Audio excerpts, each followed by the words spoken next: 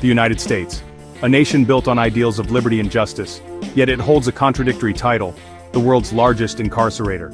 With over 2 million souls trapped within its sprawling prison system, America grapples with a complex dilemma. We pride ourselves on freedom, yet our prisons tell a different story. The statistics are staggering. We imprison more people per capita than any other developed nation.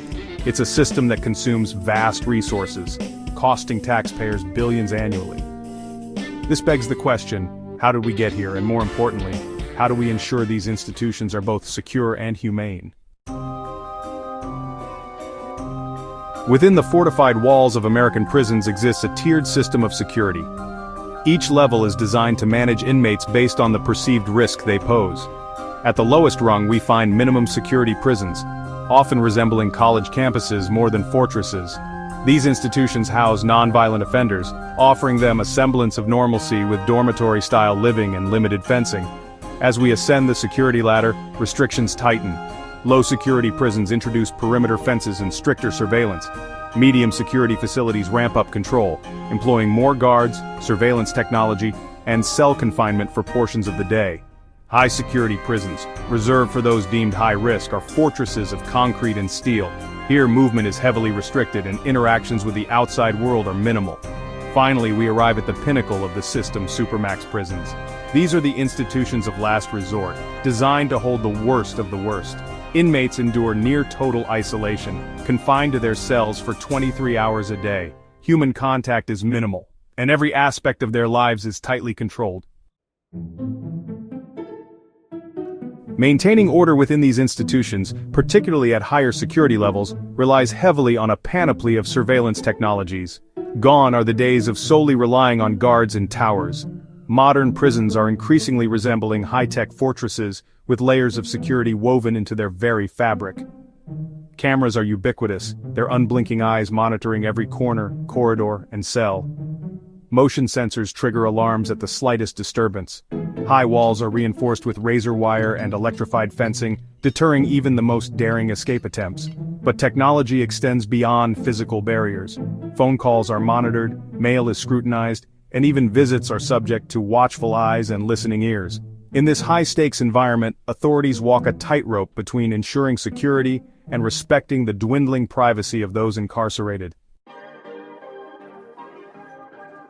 The notion of escaping from prison, particularly from higher security levels, borders on the impossible.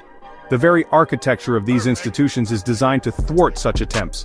Every door, every window, every inch of the perimeter is a potential obstacle fortified to withstand even the most ingenious escape plan. History is littered with tales of audacious prison breaks, some successful, most ending in failure. The 1962 escape from Alcatraz, while shrouded in mystery, remains a testament to human ingenuity and desperation. However, such instances are the exception, not the rule. The consequences of a failed escape attempt are severe, often resulting in extended sentences, solitary confinement, or the loss of any privileges earned. It's a gamble few are willing to take, knowing the odds are stacked heavily against them.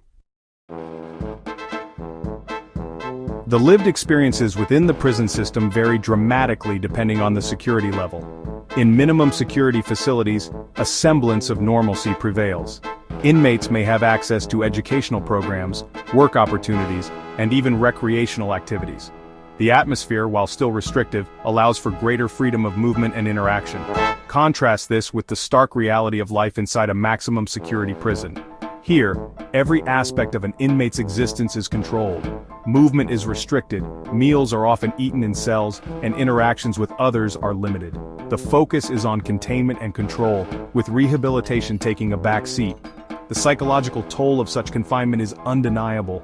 The lack of privacy, the constant surveillance, and the absence of meaningful human contact can have devastating effects on mental well-being. The future of prison security is inextricably linked with the relentless march of technology. As artificial intelligence, biometric scanning, and predictive analytics advance, so too will their applications within correctional facilities. Proponents argue that these technologies offer the potential for increased safety, both for staff and inmates. Drone surveillance could enhance perimeter security. Facial recognition software could track inmate movements and prevent violence. Predictive algorithms analyzing data from inmate behavior patterns could potentially identify and mitigate risks before they escalate. However, these advancements also raise profound ethical concerns. The increased reliance on technology risks further dehumanizing an already dehumanizing system. Privacy concerns abound, as does the potential for algorithmic bias and the erosion of human oversight. The question remains, can we harness the power of technology while upholding the dignity of those confined within these walls? The American prison system, with its layers of security and reliance on technology, presents a complex ethical dilemma. While ensuring the safety of both staff and inmates is paramount, it's crucial to remember that those incarcerated are human beings deserving of dignity and respect. The pursuit of security should not come at the cost of humane treatment. Rehabilitation, not just retribution, needs to be a central focus. Access to education, job training, and mental health services is essential if we truly aim to break the cycle of incarceration. As we move forward, we must strike a delicate balance.